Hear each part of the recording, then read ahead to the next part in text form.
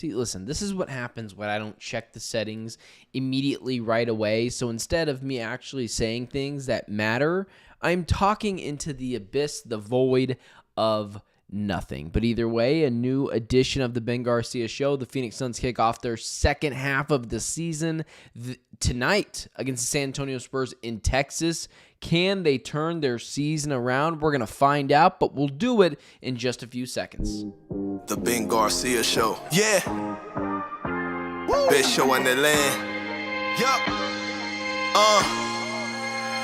Listen. Come and get your information from Ben Garcia. Get the latest on your quarterback, running backs, and receivers. Tune in, so any other show you don't need them. Any news that he giving out, please just believe him. Giving out the latest prediction and top-notch analysis. Wanna hear the truth, better have thick skin like callus. The latest move that your team just made can be damaging. The dudes ain't speaking no facts, they just be rambling. Lights, camera, action, turn on the show. Go get the cameraman.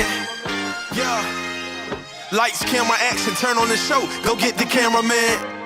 The Ben Garcia Show. What is up, guys? Welcome into yet another edition of the Ben Garcia Show. I got my guy Michael in the chat. Michael, I would love to know what it is you do for work, or maybe you don't work at all. Maybe you just, I don't know, go with the flow. But you are here every single morning, hitting the like button, hitting the share button, hitting subscribe. So we appreciate you and everyone else making us a part of your day.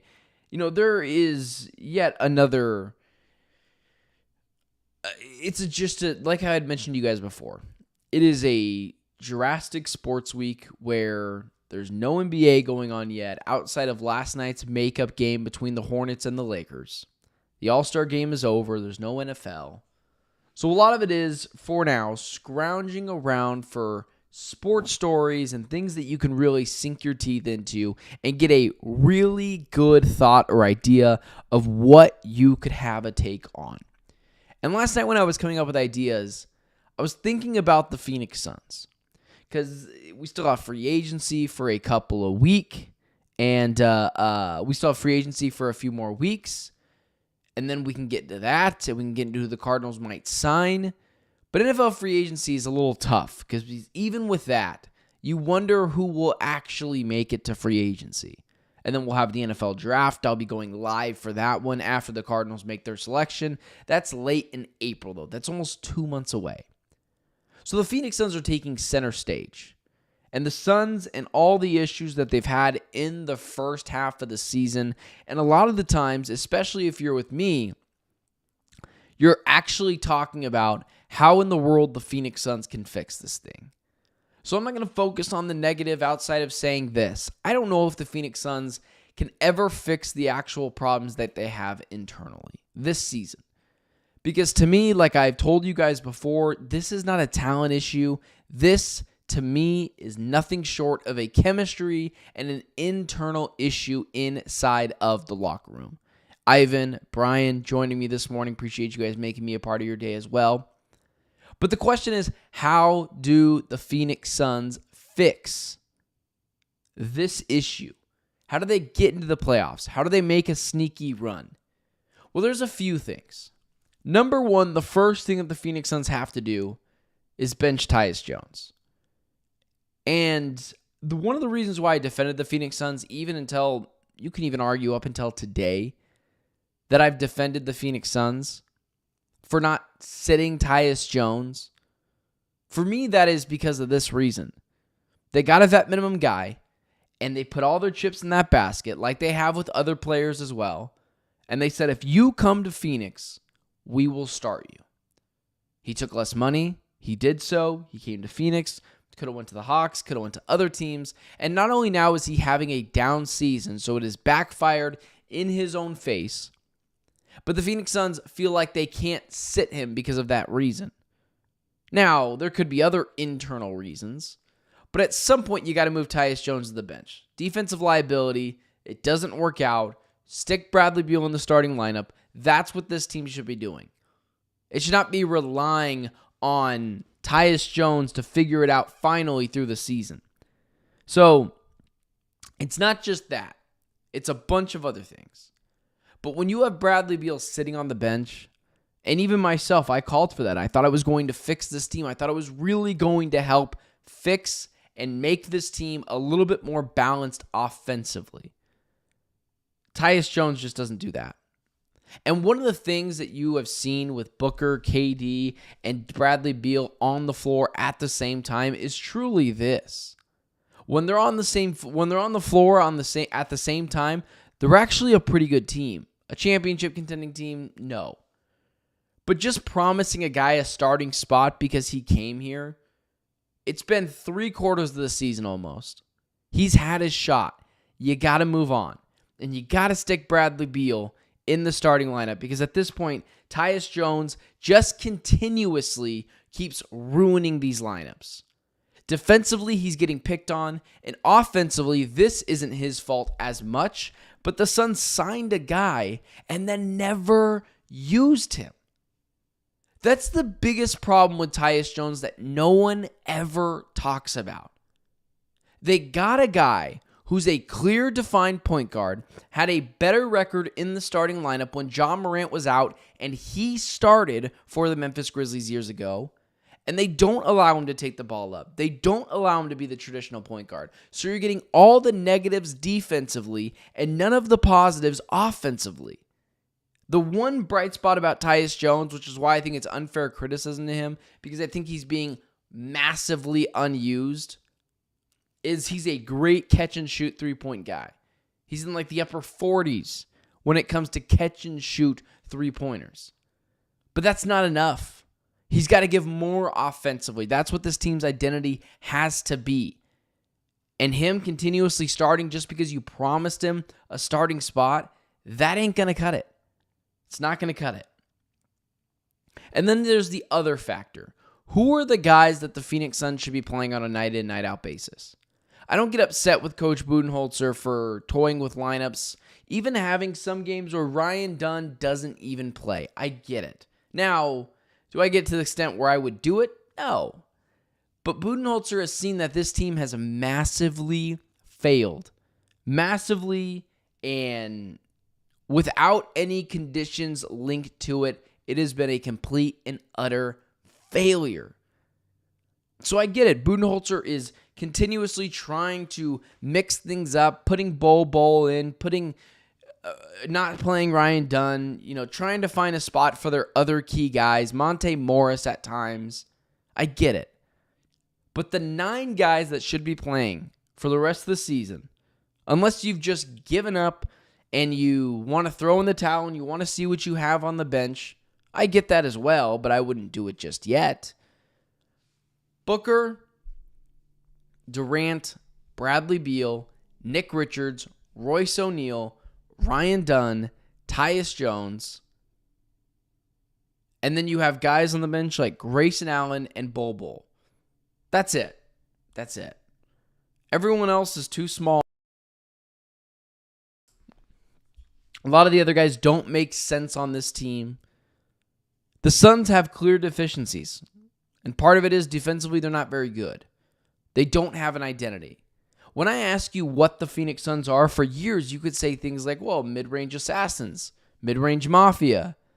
They don't take a lot of threes, but man, do they make you pay in that mid-range game. They get to the basket. This year, the Phoenix Suns' identity was supposed to be shooting three-pointers, playing fine, timely defense, but running up the score on teams. The defense was never going to be elite. Brian mentioned in the chat Oso. I think they just basically phased Oso out. He is a part of the G League now. He's still kind of small. At times he gets taken advantage of. If we're talking about a team that you want to play guys because they're young, and I would agree with you. I think there's real merit to that. Then yeah, you could talk about that. But if you're just trying to win, Oso's probably not the best guy to start either. It's probably Bol to this extent because of his offensive package. Now, how much does that really change much? I don't know. And I'm not going to hold it against them if they start or don't start Oso. The only thing I'm focusing on with this team is how can you make it better for this season? And Oso has been a very good player, especially in the second round. Coming from then, that's why I'm never that harsh on Oso Ighodaro. He's a second-round pick. It's been a pretty good pick for a second-rounder on this team. So that's what it would look like for me. Now let's turn to this side of things. I've gotten a lot of pushback on what I believe is a optimistic take on the Phoenix Suns' future. And oftentimes it'll be, how could you think this team's future is better than you, than I, than you, than a lot of other people would give it credit for? Why would you think that? Why would you think that this team is not cooked for another half a decade at minimum? And largely my argument has been because you have Kevin Durant. You have a guy, a blue chip player that you can trade to anyone and potentially get some sort of haul back for him. Luka Doncic. No one thought he was going to get traded, and no one thought he was going to get traded for less than what he got traded for, or what he got traded for. No one thought the deal that he got traded for was what he would get traded for. That's what I meant to say. Kevin Durant holds a very high value on this team, and to other teams as well. Kevin Durant, if you're talking about a team like the Houston Rockets who has the Suns picks, who has young players, who has the ability to give the Suns what they want. Yeah, you could revamp this team in a year. Now, could you revamp them to be a championship team? No. The championship ideology has been thrown out the window. And I'll get to that in just a few seconds as well. But there's oftentimes these Kevin Durant fans, these Kevin Durant stans in my chat or in Locked On Phoenix Suns, where I do a lot of Phoenix Suns content as well. And it's oftentimes you are not, the Rockets or no team is going to pay that much for a 37-year-old Kevin Durant. Like, let's just take the Rockets, for example. Why I believe that even if this Sun season continues to spiral down the drain, that it will get figured out eventually for this team, and they won't be in a complete downward spiral for the next half decade. The Phoenix Suns would be trading Kevin Durant. And in this hypothetical trade, it would be to the Rockets. And people will tell me, you're not getting Cam Whitmore and Jabari Smith Jr. Why not? It's not a high price to pay for a top 10 basketball player of all time. Maybe you're overpaying slightly in terms of just players. Maybe you're overpaying just ever so slightly. Sure, maybe. You're not willing to overpay slightly so that some other team doesn't get Kevin Durant? And it's not going to blow up the nucleus of your team like it did with the Phoenix Suns with the Kevin Durant trade years ago. You still would have Reed Shepherd. You still would have Jalen Green. You still would have Şengün. You'd have Kevin Durant, Dylan Brooks. It's not like this team would get blown up to smithereens because you took Jabari Smith Jr. and Cam Whitmore, who both aren't winning you a championship.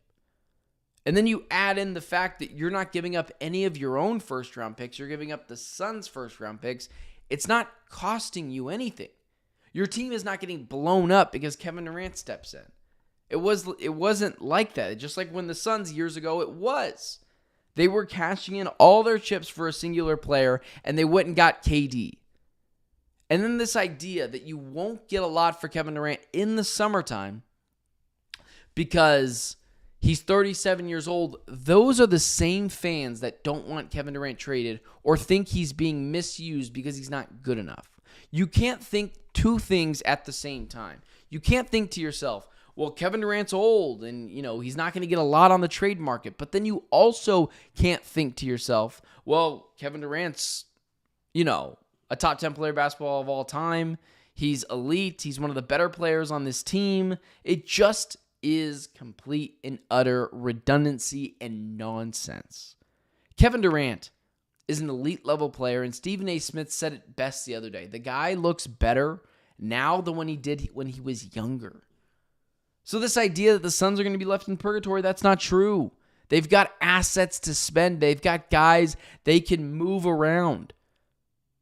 Now, it's never going to be a player that or it's never going to be an insane haul like some other players have gotten. Like, it's not going to look like the SGA trade years ago from the Clippers to the Oklahoma City Thunder. But it's going to look like a good trade for the Phoenix Suns. And Brian mentioned it perfectly. Durant is a shooter. He's going to age well. He's not Russell Westbrook. He's not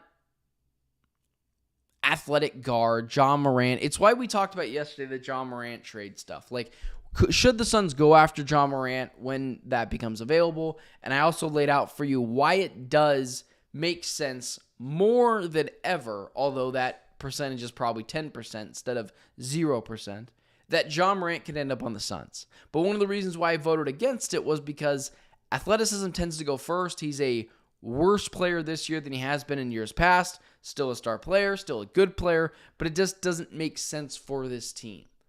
Kevin Durant isn't that kind of guy. He's going to age gracefully because of his ability to shoot the ball over other defenders.